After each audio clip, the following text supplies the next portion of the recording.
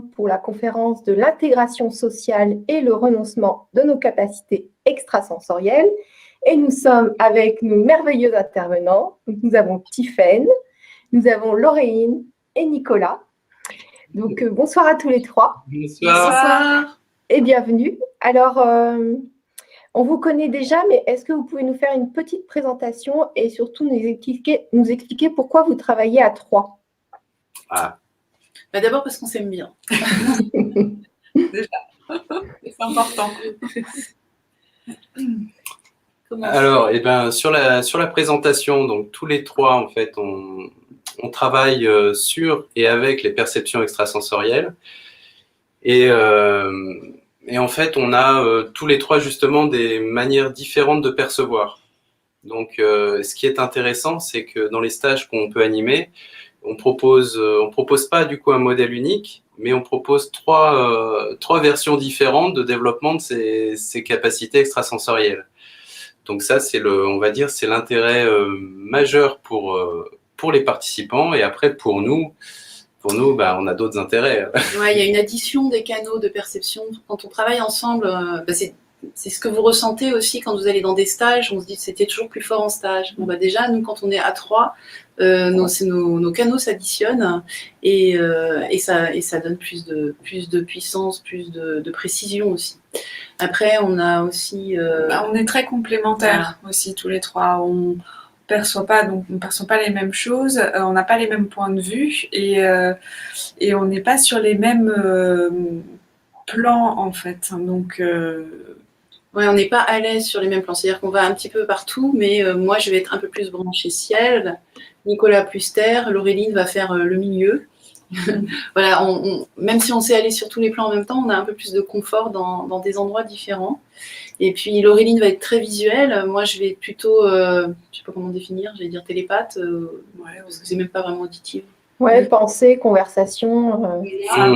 Et Nicolas est plus dans la cognition. Ouais, voilà, moi je sais le truc, mais je sais pas d'où ça sort en fait. Et Nicolas et Laureline aussi ont pas mal de ressentis énergétiques. Enfin moi aussi, mais moi c'est plus interne, toi c'est plus externe. Ouais. Puis l'avantage, c'est que du coup quand on aborde un sujet, on attaque avec nos trois angles différents, et ça nous permet d'avoir plein de détails. Et ce qui est surprenant, c'est que souvent ceux qui ont le plus de détails sont ceux qui connaissent le moins le sujet. Voilà. Mais Nicolas, du coup, va avoir souvent un aspect plus pragmatique des choses. Moi, je vais avoir un aspect plus spirituel. Et Laureline va aller dans l'exploration de l'humain et de toutes les couches proches de la Terre, c'est-à-dire l'éthérique, l'astral, que ce soit... enfin, voilà. Je ne vais pas extrapoler, mais en gros, c'est ça. D'accord. Et alors, pourquoi ce thème ? Parce que c'est quelque chose de très important. En fait, donc nous, on travaille essentiellement, enfin, on fait plusieurs stages, mais sur l'ouverture des perceptions extrasensorielles pour permettre d'aller contacter tous les mondes invisibles. Et en fait, il s'est trouvé de manière récurrente que un des problèmes majeurs, c'est qu'on cherche à s'intégrer, en fait. On cherche à s'intégrer, on cherche à être bien dans la société, à répondre aux attentes de nos parents. Et en définitive, au moins la moitié des blocages qu'on rencontre sur les perceptions extrasensorielles sont liés à cette intégration. Donc c'est un thème important. Et aussi, on s'est rendu compte, et ça on le verra un petit peu plus tard, mais que ça nous éloignait, le fait de bloquer nos perceptions nous éloigne de notre être profond et de savoir ce qu'on est venu faire aussi ici. Ça nous éloigne de cette énergie qu'on avait avant de venir, et qu'on devait apporter ici, et on s'en coupe en fait. Quand on perd nos perceptions, on s'en coupe. Alors il faut savoir déjà qu'on a tous des perceptions. Donc c'est le postulat de base. C'est important. Il faut comprendre que de la même manière que on a tous un corps physique, on pourrait tous être des athlètes. Alors, on va peut-être pas être tous des athlètes, tous des coureurs de marathon, ou tous des sauteurs à la perche, voilà, ou je sais pas. Par contre, on a un corps physique qui nous permet tous de le faire. Après, on n'est pas tous venus faire les mêmes choses. Et bien, de la même manière, on a tous des perceptions. Pas forcément, elles sont pas toutes développées de la même manière. On n'a pas ne va pas utiliser forcément les mêmes canaux. Voilà, ça va dépendre du canaux de perception, ça va dépendre de ce qu'on a vu faire, de notre façon de percevoir le monde aussi. Mais on a tous des perceptions et on peut tous les utiliser. Voilà. Donc après, la question, c'est pourquoi sont-elles bloquées? Et en fait, c'est un petit peu un thème piège, hein, parce que vous allez vous rendre compte que l'enjeu, il dépasse largement les perceptions extrasensorielles, mais on voulait vraiment parler d'un thème qu'on retrouve très, très, très souvent en stage et qui va parler, je pense, à bon nombre de personnes. D'accord. Alors, je vais juste dans le chat vous demander si le son était OK. On m'a dit qu'il y avait un retour de mon côté. Est-ce que vous pouvez à nouveau débrancher et rebrancher le micro? OK.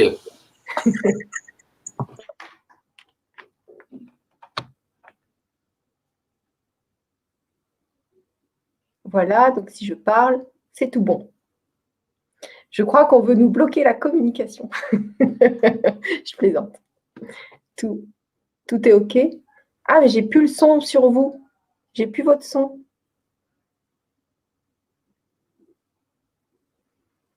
Ah oui, parce que vous avez mis un petit micro barré sur le logiciel là. Voilà.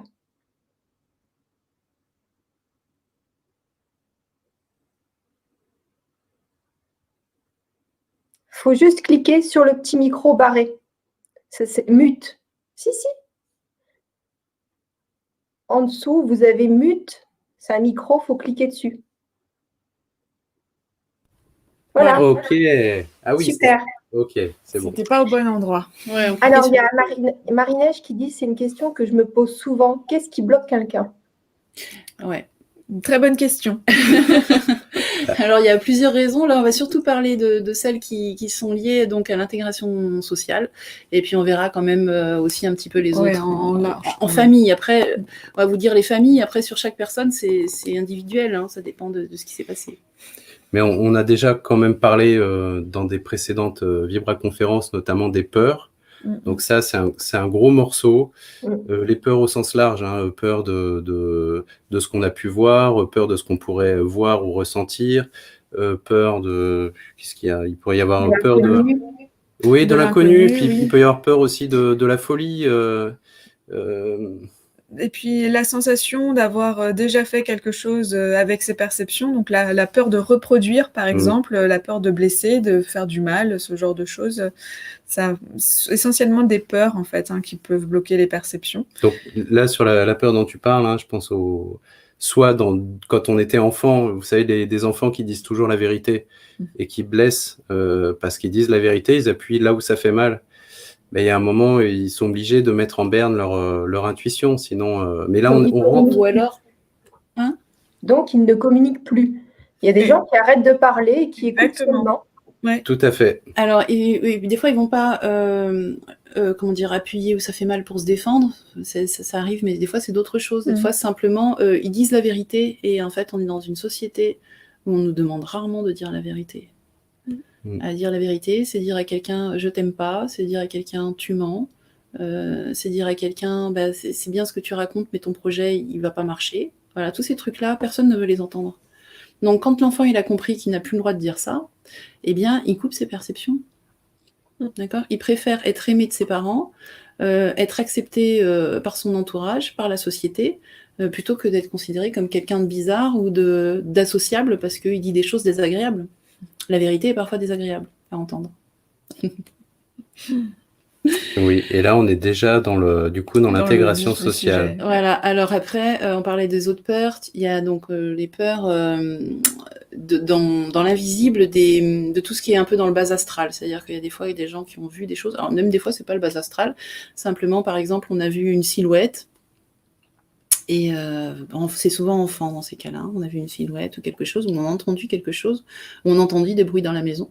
Et puis après, on préfère fermer ça parce que ça nous fait peur, tout simplement. Ça peut être du bas astral, ça peut ne pas l'être du tout.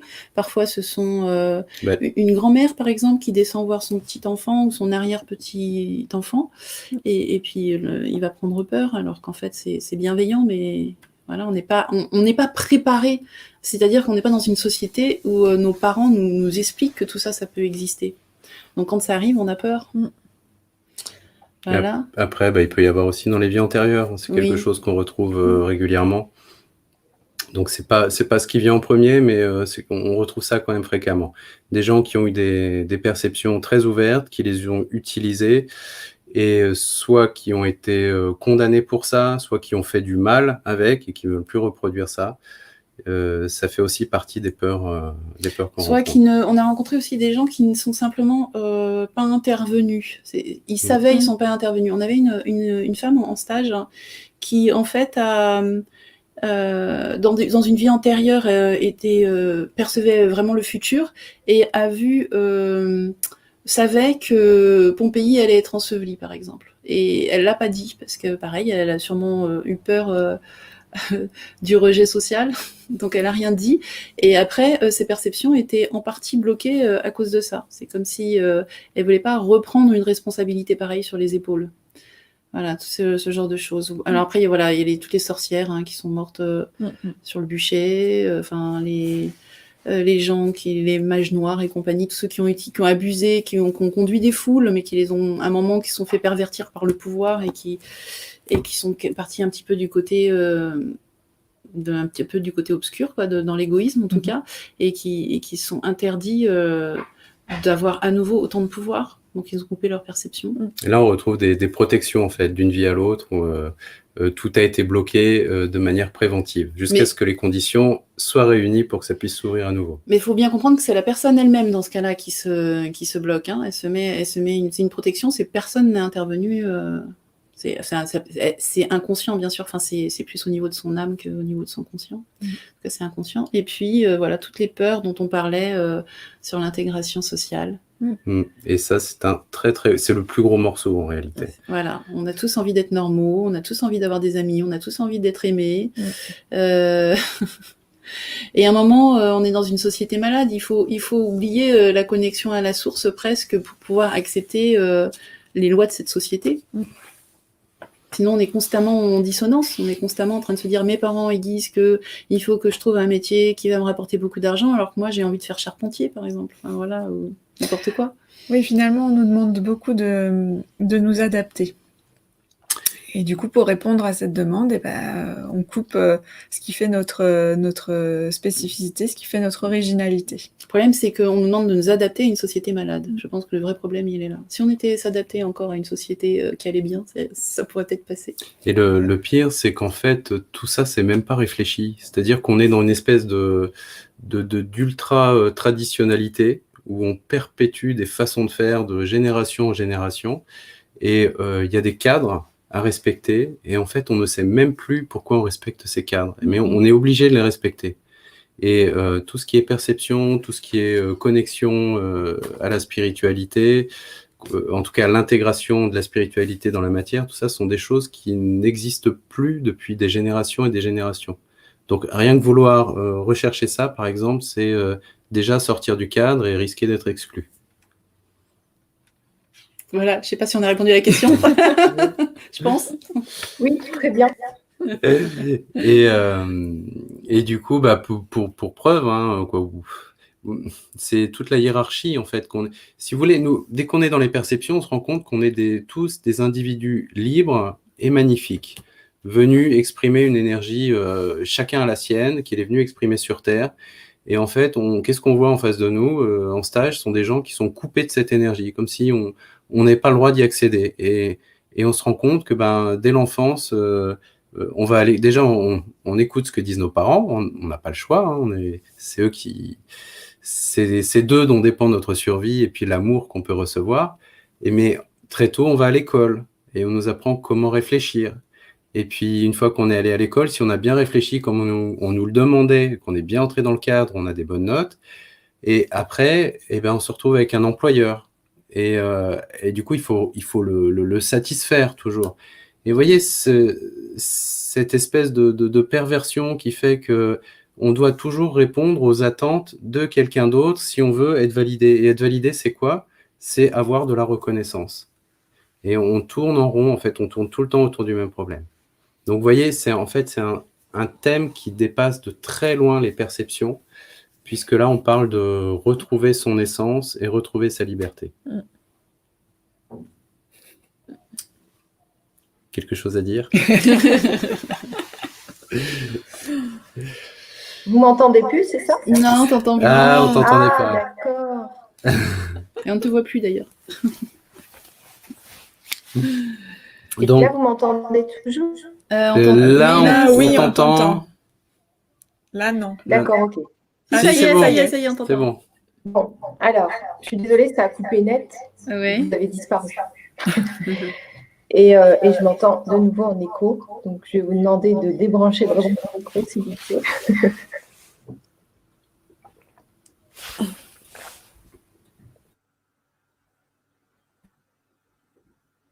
Hop. Et donc, le petit micro, appuyez sur mute. Tu sais, comme tout à l'heure. Comme ça, dès que je le vois qu'il n'est plus barré, ce sera bon. Voilà, parfait.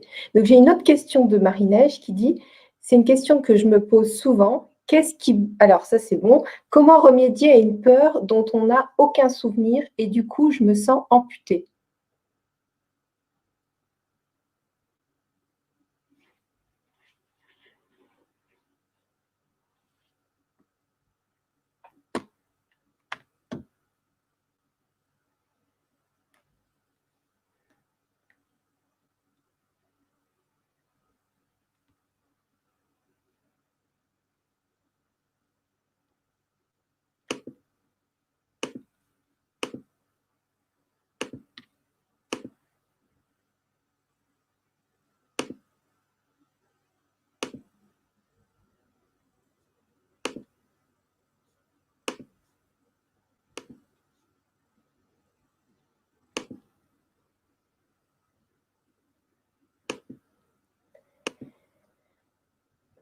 Je suis désolée, je vous vois rire, mais je ne vous entends plus. Et donc, on me dit dans le chat qu'on n'entend plus les intervenants. Donc, peut-être que le micro n'est pas bien activé du côté des invités. Voilà ce qu'on me dit. Donc, évidemment, je cherche.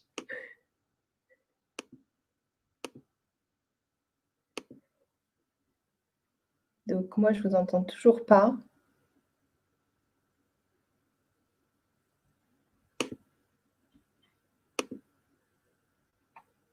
Est-ce que vous avez le petit micro barré? Voilà. Là, il n'est plus barré. Ah non. Il y en a dans le chat qui dit qu'il faut remettre le micro. Est-ce que vous pouvez rebrancher le micro une dernière fois?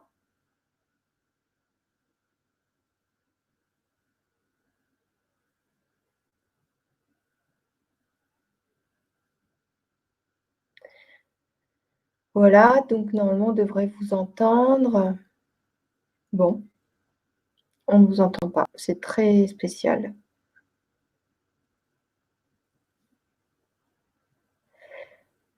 Ok, alors. Vous avez des choses si importantes que ça à dire pour qu'on nous coupe le son?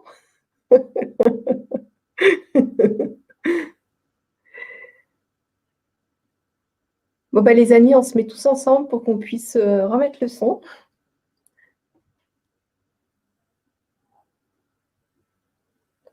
Ah, rafraîchir la page. Donc, ça veut dire quoi, ça?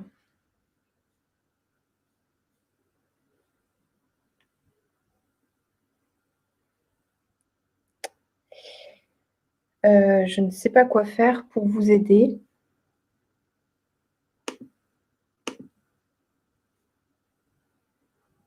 En fait, ils doivent être dans les réglages de l'ordinateur. Bon, ben, ils vont revenir. Voilà. Merci pour votre présence.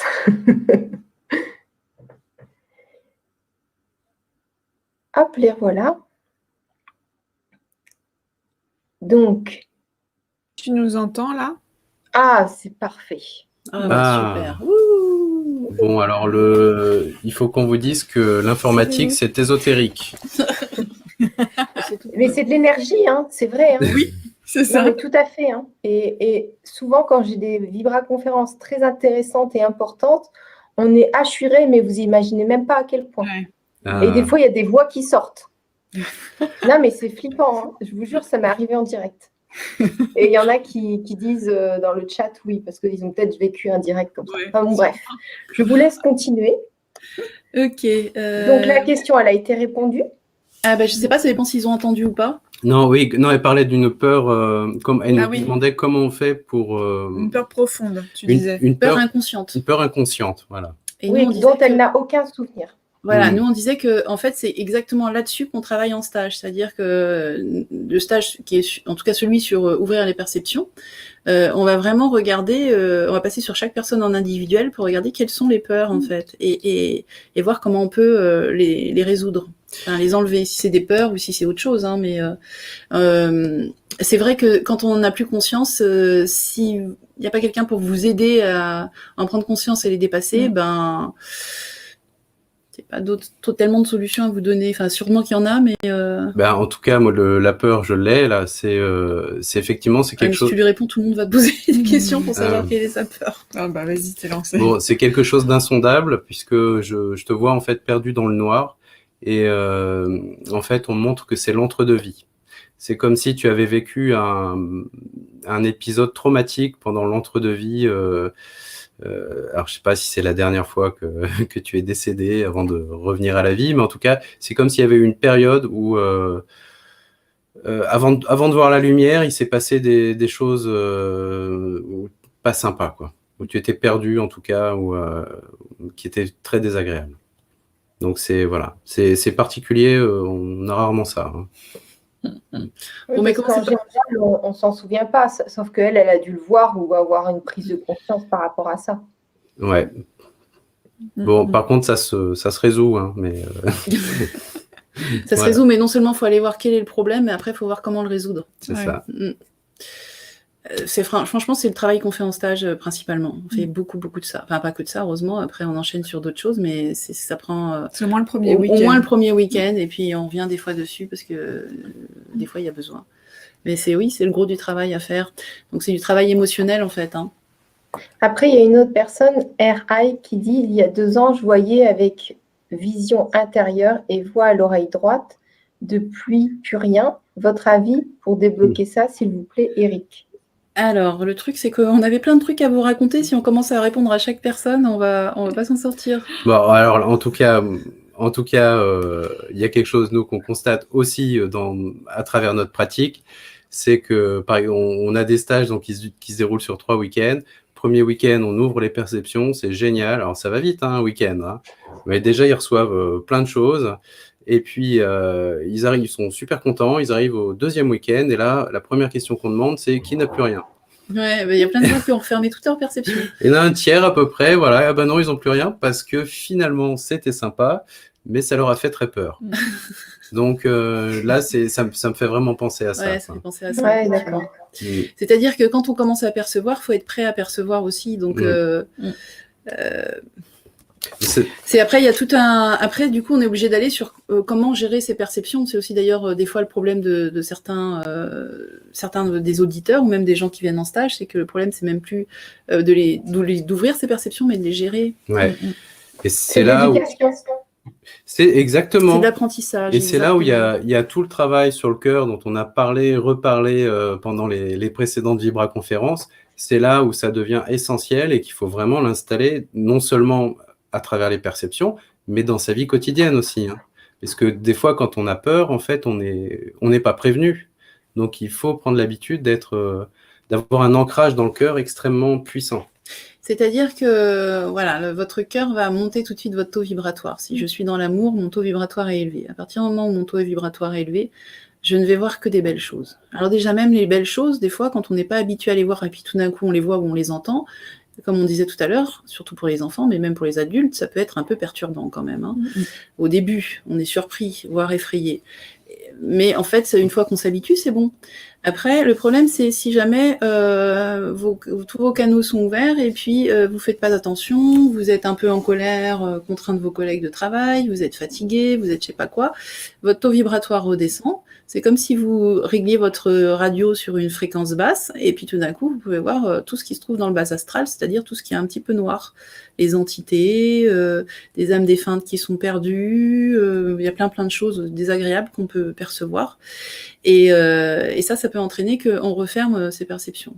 Ça peut être aussi simplement, je vous parlais de voir la vérité. Les autres n'aiment pas toujours qu'on leur dise la vérité, mais nous-mêmes, on n'a pas toujours envie de voir la vérité, d'accord ? Si tout d'un coup vous vous rendez compte que votre conjoint, il vous convient plus, alors jusque-là tout se passait bien, mais qu'il vous aidera pas pour votre évolution, par exemple, c'est très dur à voir des choses comme ça, quand on n'a pas prévu de se séparer, par exemple. Hein. Donc voilà, c'est une ouverture sur énormément de choses, c'est magnifique, mais effectivement c'est une histoire d'apprentissage et d'apprendre à calibrer un peu tout ça. Alors, en gros, on va vous parler de tout ce que vous avez à nous dire. Non, mais cela dit, le sujet est très très intéressant. Oui. Quand on parlait de calibrage, c'est apprendre à ouvrir ou à fermer. Des fois, on peut aussi apprendre à fermer ses perceptions à un certain moment dans la journée, ou quand on passe par exemple dans un lieu qui est désagréable. Et des fois, quand vous êtes un peu sensible, vous passez dans certains lieux, vous êtes bien, vous passez dans d'autres lieux, vous dites « Ah non, j'ai pas envie de passer là, pas dans cette petite rue, pas sous ce pont, je me sens pas bien à chaque fois que je passe là. » Et c'est apprendre à ne plus sentir dans ces moments-là. Donc c'est là où on va vraiment se mettre dans le cœur et on passe au-dessus de ces fréquences désagréables. Donc oui, effectivement, il y a un vrai apprentissage qui se fait assez vite en fait, hein, mais même, il faut au moins savoir les bases. Enfin, c'est très normal. D'accord.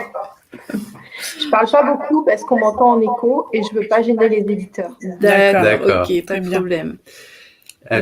Du coup, on en était où ? C'est peut-être, voilà, le sujet est quand même assez important parce qu'on parlait d'intégration sociale. En fait, il faut savoir qu'effectivement, si on retrouve nos perceptions extrasensorielles,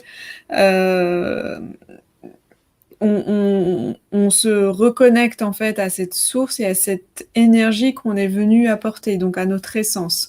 C'est peut-être pour ça que ça a du mal à passer, parce que ça veut dire retrouver aussi son pouvoir, d'une certaine manière. Et le sujet, du coup, est très important. C'est-à-dire que quand on coupe ses perceptions, pour toutes les raisons qu'on a vues, hein, principalement on a vu c'est de la sécurité et de l'amour. J'ai besoin de sécurité et d'amour, donc je m'intègre. Et je fais tout pour être aimé des autres. Une fois qu'on a coupé ces perceptions-là, eh bien en fait, souvent, on a coupé le lien avec son essence, avec sa source, avec la source de toute chose, je dirais même. Donc c'est là où on se sent vite perdu, on peut se sentir finalement très seul et déconnecté. Ouais, mais c'est ce qui fait que après, quand on réouvre ses perceptions, en réalité, on commence à sortir du cadre. Alors, le cadre, il y en a peut-être qui diraient la matrice. Nous, on va parler de cadre. Hein. On commence à sortir du cadre parce qu'on commence à expérimenter des choses qui ne sont pas censées exister. Parce que c'est une chose de voir, par exemple, une présence, mais c'est autre chose de recevoir un soin grâce à elle, ou de transmettre un soin à travers elle. Et là, on se rend compte qu'il y a quelque chose qui existe, en fait, qu'il y a quelque chose de plus, en tout cas d'extérieur à nous. Et là, on commence déjà à sortir du cadre, et pourtant, on n'est pas encore retourné forcément au niveau les plus élevés, au niveau où on va retrouver notre essence. Notre essence, c'est quand on va recontacter notre âme, quand on va avoir on va sentir ce qu'on est venu faire sur Terre. Mais tout ça, c'est une voie d'épanouissement, en fait, de l'individu. Mais on va vous l'expliquer un petit peu mieux parce que c'est pas égoïste du tout. Et en fait, notre société, elle ne pousse pas à l'épanouissement, bien au contraire. Hein. Donc, voilà, donc il faut vous dire qu'à chaque fois qu'on permet à quelqu'un de réouvrir ses perceptions, ou que la personne se permet de réouvrir ses perceptions, eh bien, voilà, c'est vraiment une connexion au monde spirituel qui va se faire. Et va à nouveau émerger le pourquoi je suis là, qu'est-ce que je suis venu faire, qu'est-ce que je suis venu apporter, qu'est-ce que je suis venu apprendre, quel est mon plein potentiel, quels sont les talents que j'ai envie de partager sur Terre. Voilà. Et c'est tout ça qui va commencer à émerger et reprendre sa place. Et nous, c'est pour ça qu'on fait ces stages. C'est pas pour avoir des super pouvoirs, même si c'est amusant, ça peut être excitant, mais on vous a dit, des fois, pour certaines personnes, ça fait peur. Mais c'est quand même génial. Mais c'est surtout parce que ça vous permet de recontacter cette source, de recontacter votre âme, et puis de plus jamais être seul, parce que vous sentez vos guides autour de vous, vous sentez votre voix intérieure. Enfin, après, à partir de ce moment-là, on est toujours accompagné si on le souhaite, si on maintient son taux vibratoire. Oui, puis au-delà de ça, je pense aussi, moi, au niveau plus individuel, quand on met en place des exercices, souvent au cours des week-ends, on passe une demi-journée à envoyer les gens faire des exercices, les participants. Mais on ne sait pas quels exercices on va leur faire en réalité. On individualise, c'est-à-dire, tiens, on regarde la personne, on dit, bah tiens, toi, tu vas, alors c'est peut-être un exemple que j'ai déjà donné, mais tu vas donner des soins en te connectant à l'énergie des plantes. Mais attention, pas n'importe quelle plante, celle qui va se présenter à toi. Tu vas avoir l'image, tu vas transmettre son énergie. Alors, bien sûr, la personne va nous regarder avec les yeux un peu exorbités, nous dire quoi. Et en fait, elle revient, on l'envoie en exercice, elle revient 10 minutes après. Elle a fait son soin à quelqu'un d'autre et elle dit, mais c'était super facile. Et vous voyez, mais imaginez ce qui se passe dans sa tête. Non, mais et là, on se dit, waouh, je viens d'acquérir un super pouvoir en 10 minutes. Et ça veut dire que je suis beaucoup plus grande que ce que je pensais. En tout cas, j'ai beaucoup plus de possibilités. Donc, déjà, ça fait un... Elle a Ouais. Alors c'est exactement ça, c'est la confronter. Après, nous, en général, on commence, c'est pour ça qu'on individualise les exercices, c'est-à-dire qu'on regarde toujours avec nos perceptions, qu'est-ce que la personne est venue faire. Et on va lui donner un exercice qui est pile poil dans ses cordes, pour qu'elle prenne confiance. Ça ne veut pas dire qu'après, elle n'ira pas sur d'autres domaines, on ne l'amènerait pas, au contraire, dans des endroits qu'elle a besoin d'explorer, qu'elle ne connaît pas encore. Mais au début, on part sur quelque chose qu'en fait, elle sait faire. On le sait, on le voit dans la vie, elle sait le faire, elle le sait. C'est son truc, par exemple, dans l'exemple de Nicolas, c'est son truc, les plantes. Elle a été chamane des dizaines de vies, aujourd'hui, elle ne le fait plus, et elle le retrouve en 2 secondes. Il faut juste que, quand on lui demande de le faire, on soit dans l'énergie qu'on reçoit, c'est celle qui dit tu sais faire. Et du coup, la personne, son mental ne sait pas, mais on est tellement convaincant grâce à l'énergie qui descend et qui dit ça, qu'elle tente la faire et ça marche. Et à ce moment-là, elle commence à se reconnecter à son pouvoir personnel. Ouais. Là, elle fait un pas, voilà. Elle fait un pas vers elle-même, en fait. Et après, c'est un processus qui ne s'arrête plus. Oui, c'est pas quelque chose qui est donné puis qui disparaît. Hein. C'est je retrouve mon talent, je retrouve les choses pour lesquelles je suis douée. Qu'après, ça demande qu'à s'épanouir. Il y a une question, je vous la mets en direct. Vous la voyez ? Ah oui, génial. Oui, c'est ça, plutôt un problème de gestion pour moi. Je vois des gens depuis 20 ans et j'ai toujours peur, oui. Ah ben, ok. Eh bien, en fait, si tu vois des gens depuis 20 ans, c'est sûrement que tu as quelque chose à faire avec eux.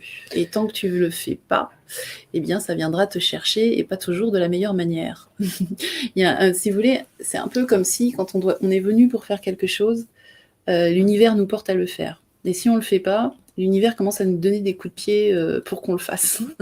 Si on n'y va pas avec plaisir et avec joie, c'est pas toujours agréable.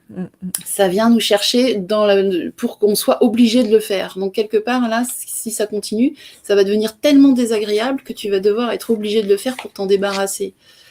Voilà, je sais pas si c'est clair ce que je dis, mais tout à fait. Voilà. Et je pense que c'est parce que tu as vraiment un truc à faire avec les personnes décédées. Est-ce que c'est les faire monter vers la lumière? Est-ce que c'est transmettre leur message? Ouais. Voilà. Mais tu as sûrement quelque chose à faire avec ça. Ça n'arrive ça qu'aux gens qui ont quelque chose à faire avec. Donc, arrête de refuser et va dedans. Va dedans. Commence à dire à ces âmes, alors déjà, tu te mets dans le cœur. Comme ça, si elles sont désagréables, elles vont partir ou se transformer.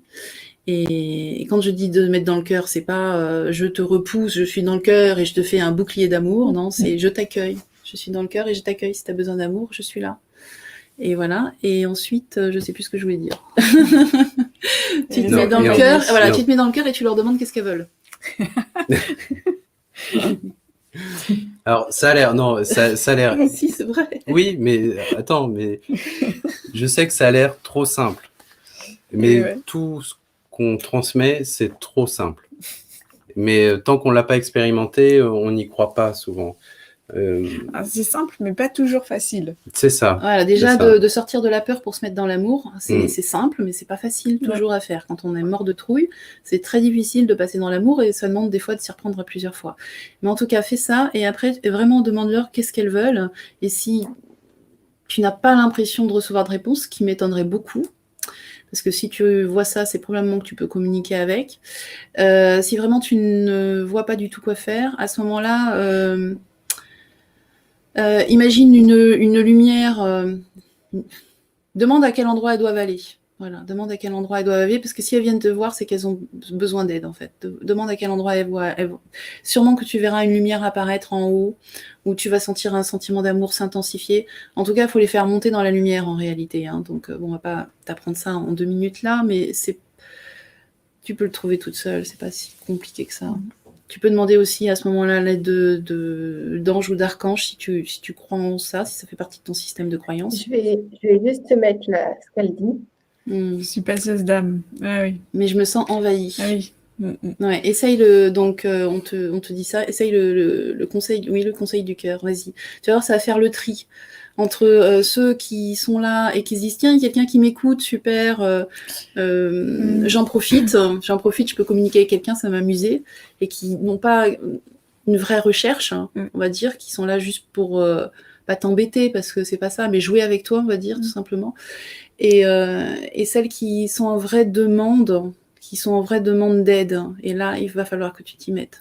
Après, selon, tu peux aussi essayer de fixer un cadre. Comme pour, tu sais, les personnes qui sont en cabinet, de telle heure à telle heure, elles vont recevoir les gens. Tu peux faire la même chose. Tu fixes un cadre. Tu dis, OK, de telle heure à telle heure, tel jour, je m'occupe de vous. Je suis là pour vous. Et le reste du temps, il n'y a personne. Voilà. Tu peux essayer ça aussi si tu le fais pas déjà. Si vous voulez, il y a une grande règle dans l'invisible, c'est qu'en fait, on est en collaboration. Et du coup, il faut pas dire « Waouh, je subis tout ce qui se passe ». Il faut pas s'y fermer non plus, mais par contre, il faut poser ses conditions. Vous posez vos conditions. Donc, et après, il y a aussi des choses parfois qui vous sont imposées. Mais il y a un équilibre à trouver là-dedans. Et poser le cadre, c'est vraiment une chose très, très importante à apprendre. Si on veut pouvoir ouvrir ses perceptions, on doit pouvoir les canaliser. Pas forcément les refermer, mais les canaliser. Et vous allez découvrir que, mine de rien, quand un être humain est dans le cœur, il est enseignant pour beaucoup. D'accord ? Il peut être enseignant pour d'autres êtres humains. Il peut être enseignant pour des âmes comme ça qui cherchent la lumière et qui ne la voient pas. Il peut être enseignant pour des êtres de la nature qui sont... Dans les êtres de la nature, il y a un petit peu de tout, comme les êtres humains, des très gentils, des moins gentils. Il peut être enseignant vraiment d'un taux vibratoire sur beaucoup de plans. D'accord ? Enseignant du cœur, oui. C'est ça, enseignant du cœur. Ouais. Nous, en tant qu'être humain, on est vraiment entre ciel et terre. Et en fait, entre ciel et terre, on a la chance de pouvoir capter des énergies très spirituelles. Et il y a des êtres sur terre qui en ont besoin. Voilà. Et quand on regarde, en fait, toutes les présences visibles et invisibles, ce qui existe sur terre et dans l'invisible, et qu'on explore, en fait, leurs différents corps. Vous savez, les corps physiques, éthériques, astral, mental, causal ou spirituel, et quoi, grossièrement, et ben en fait, on se rend compte que l'être humain, c'est peut-être c'est un des seuls animaux, un des seuls êtres vivants qui possèdent l'ensemble de ces corps. Parce que si vous prenez des archanges, par exemple, ils n'ont pas de corps physique, ils n'ont pas de corps éthérique. Si vous prenez des plantes, elles vont pas avoir forcément un corps... alors, si elles auront peut-être un corps émotionnel, mais elles vont pas forcément spirituel, voilà, au niveau des plantes. Ça va pas monter aussi haut que l'être humain. Et en fait, vous voyez, nous, on est quasiment les seuls à pouvoir naviguer de la terre jusqu'au ciel. Sauf que jusqu'au ciel sont des choses qu'on ne fait plus. On a des corps, mais on ne les habite pas, ceux-là, on ne les utilise pas, on ne fait pas appel à eux. Et ça, si on le faisait, on serait véritablement des enseignants sur la planète, ça c'est sûr. Ok, génial. Et par contre, j'aurais bien aimé ajouter quelque chose quand je parlais des exercices tout à l'heure. Vous savez, quand je disais waouh, on a fait quelque chose d'extraordinaire, où on ne savait pas qu'on en était capable, mais en réalité, finalement, le plus important dans tout ça, c'est pas ce qu'on a fait, c'est comment on l'a fait. Quand on se met en communication avec une présence, une énergie, qui va nous traverser, qui va faire quelque chose à travers nous, en fait, on devient super puissant, on fait des choses qu'on se croyait incapable de faire, mais pour que ça fonctionne, il faut plusieurs choses, et notamment, il faut accepter qu'on va collaborer, donc on n'est pas en dessous, on n'est pas au-dessus, on est en collaboration, et il faut savoir mettre son ego en retrait. Et alors ça, et si votre ego est en avant, vous n'avez plus accès en fait à ces énergies puissantes. Alors quand votre ego, vous êtes dans le cœur, vous avez votre ego qui est en retrait, là vous devenez un canal et là vous êtes traversé. Donc ça va dépendre beaucoup de votre intention, ça demande souvent une intention de service. Parce que tant qu'on n'est pas dans le service et qu'on est dans l'ego, eh bien la recherche de pouvoir, de valorisation, de pouvoir sur les autres, pas de sa puissance personnelle, eh bien, on ne peut pas s'effacer pour laisser passer la lumière qui vient d'en haut. Une fois qu'on est dans l'intention d'un service pur, c'est-à-dire pas pour recevoir quelque chose en échange, eh bien là on s'efface et on peut être beaucoup plus grand que ce qui est notre ego. Et d'ailleurs, là-dessus, ça me fait penser à une autre chose qui ferme les perceptions, et en tout cas, pas forcément les perceptions, mais le fait de recevoir cette lumière, c'est que certaines personnes, notamment dans différentes religions, se sentent pas dignes.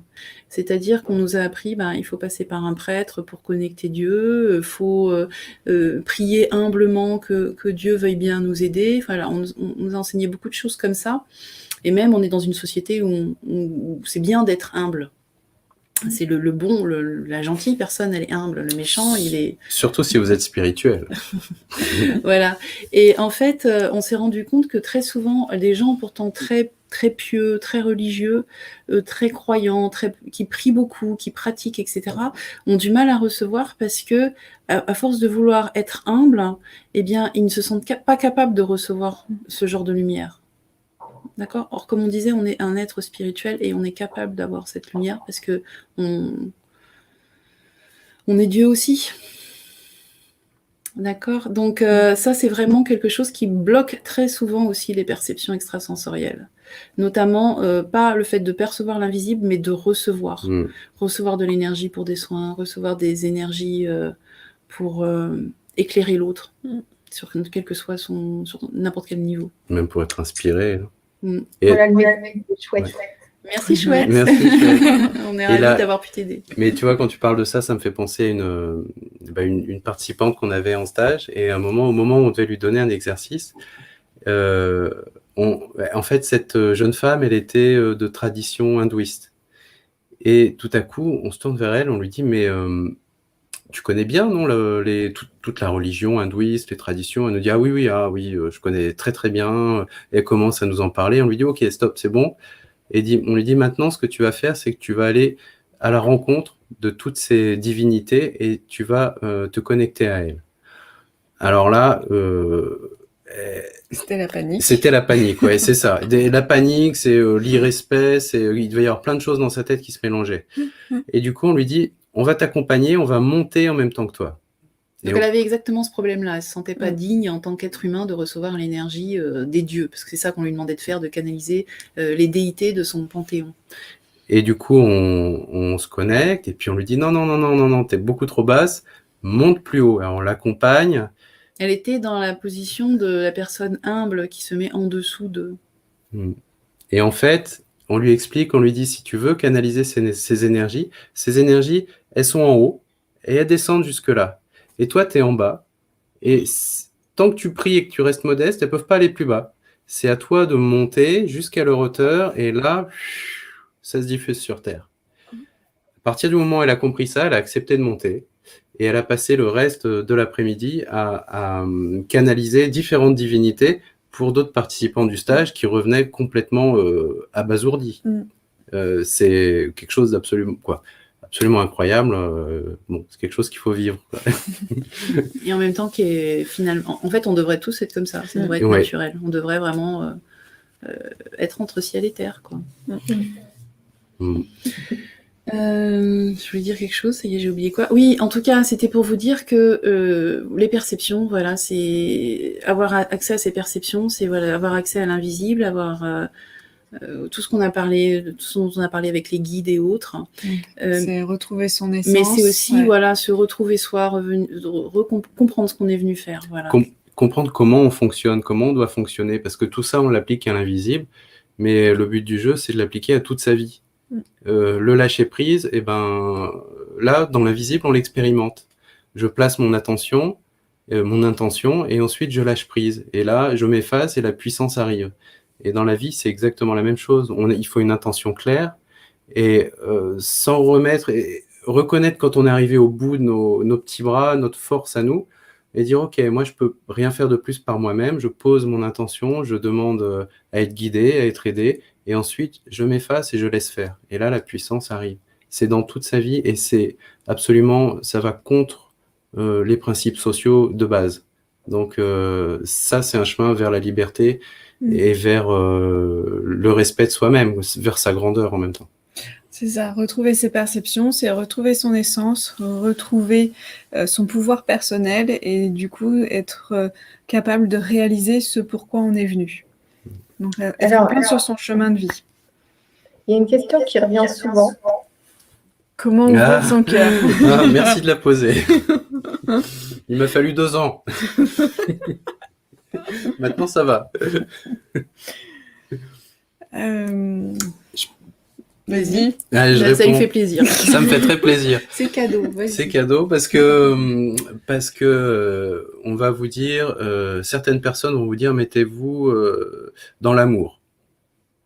Mais quand on a été blessé, qu'on a refermé son cœur, et je pense à tous les hommes gentils, mais les femmes aussi, hein, il y en a beaucoup qui ont été obligés de se battre dans la vie et de refermer leurs émotions, leur douceur, leur fragilité. Hein. Eh bien, en fait, l'amour, c'est souvent une émotion trop éloignée. Et du coup, en fait, il ne faut pas hésiter. Ou flou, une émotion floue. Ouais, ou flou, quelque chose dont on se souvient vaguement. Et puis, il y a des gens aussi qui n'ont pas été nourris d'amour, hein, tout simplement. Hein. Eh bien, commencez par passer par la gentillesse ou la douceur.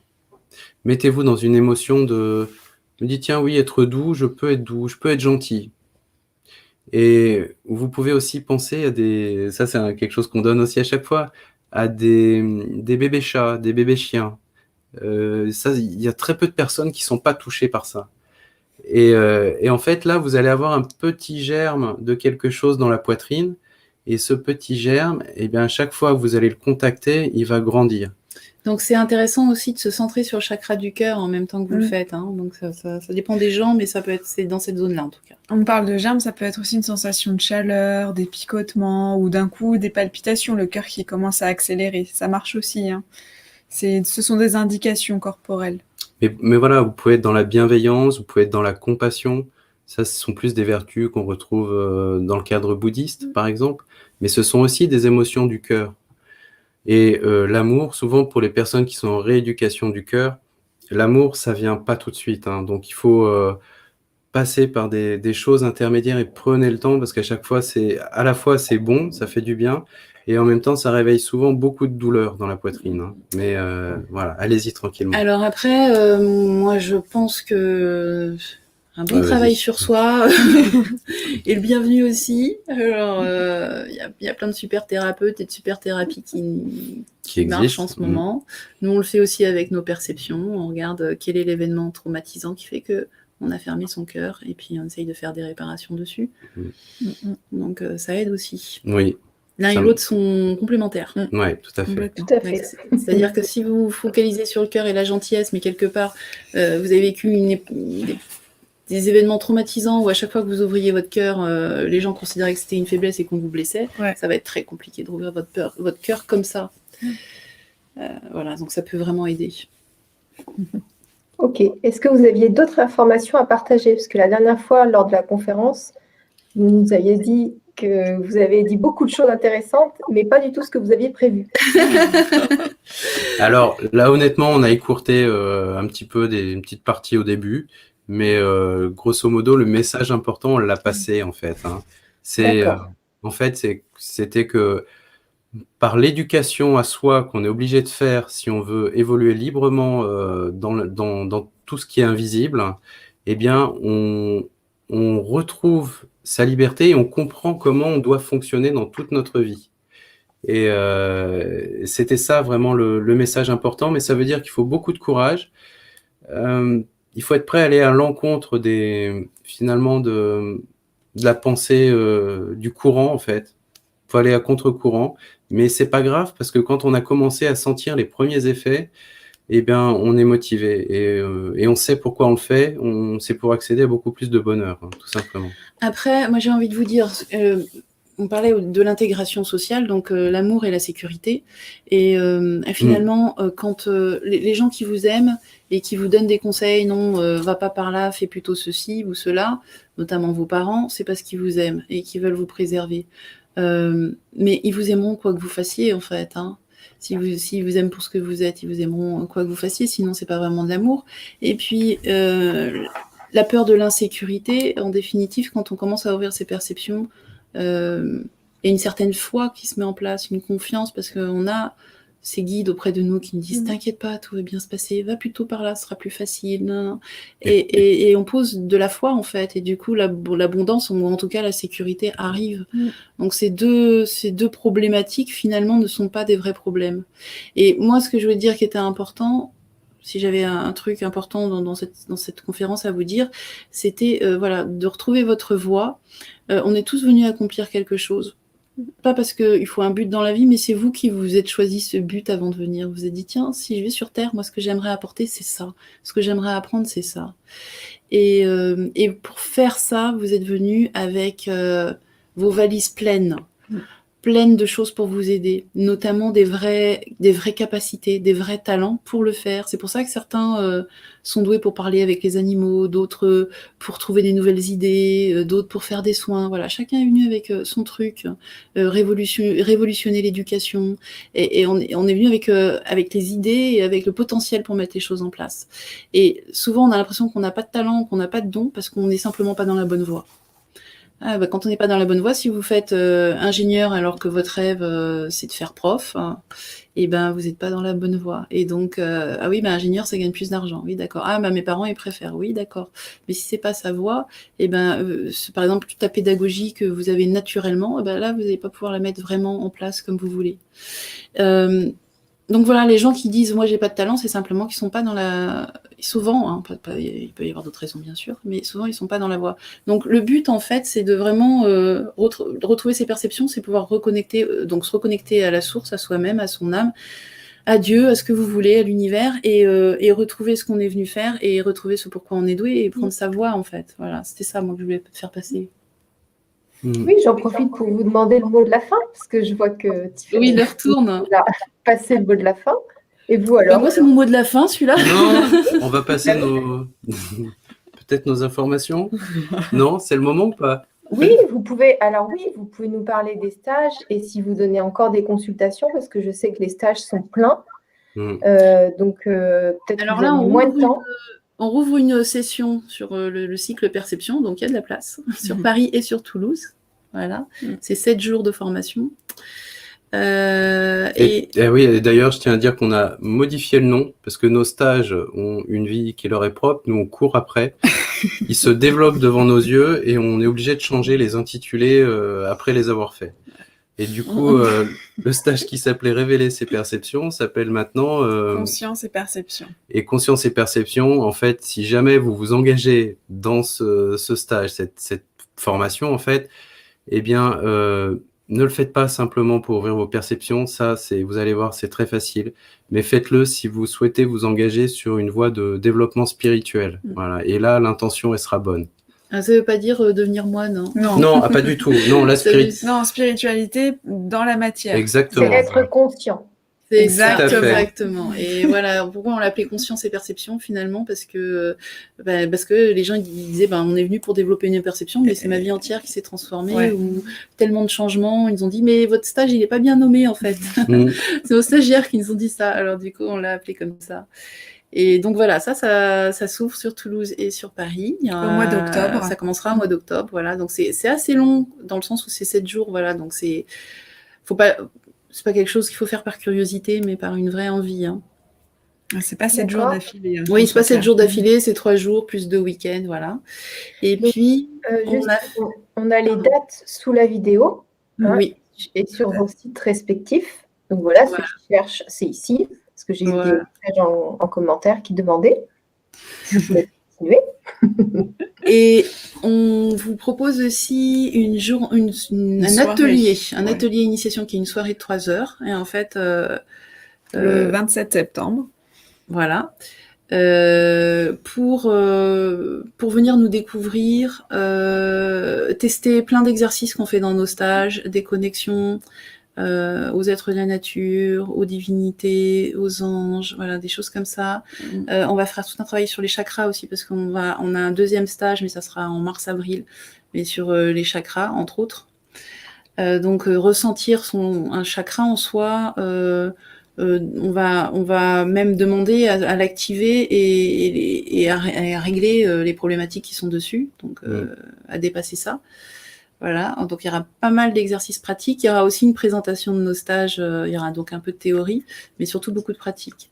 Et ça sera. Là, on a mis un prix, un petit prix. Enfin, c'est 40 €. Alors, je sais pas si c'est un petit prix pour tout le monde, mais en tout cas, c'était un petit prix pour que vous puissiez commencer, tester quelque chose, voir si ça vous plaisait ou pas. Voilà, sans engagement du tout, bien sûr. Et aussi, qu'est-ce qui se passe fin septembre?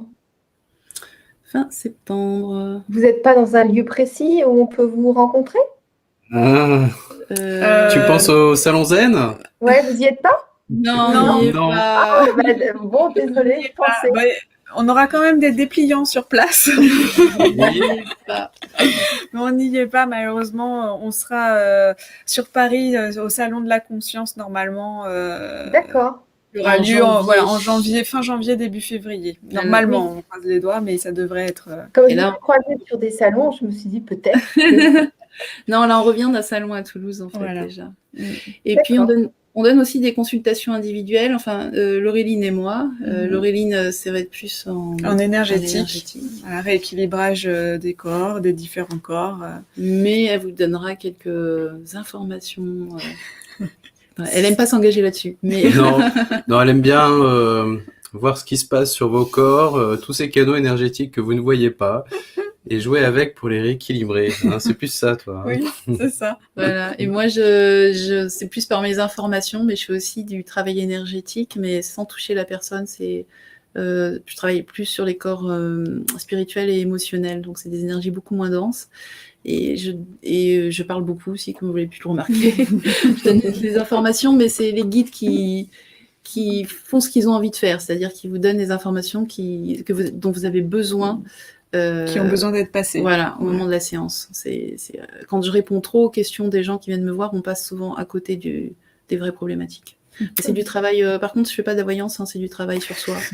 Tu fais bien de préciser. Non, mais je suis pas contre la voyance, mais c'est parce que je suis venue faire autre chose. Il faut l'info pour tout le monde. Et moi, je ne donne pas de consultation, en tout cas, je n'en donne plus, là. Il fait un break. Voilà, parce que je voudrais me consacrer plus de temps à une autre de mes passions, il y en a peut-être qui me suivent sur ma chaîne YouTube, Ma plus belle journée, qui est une chaîne consacrée au Qigong, à la santé, par l'énergie.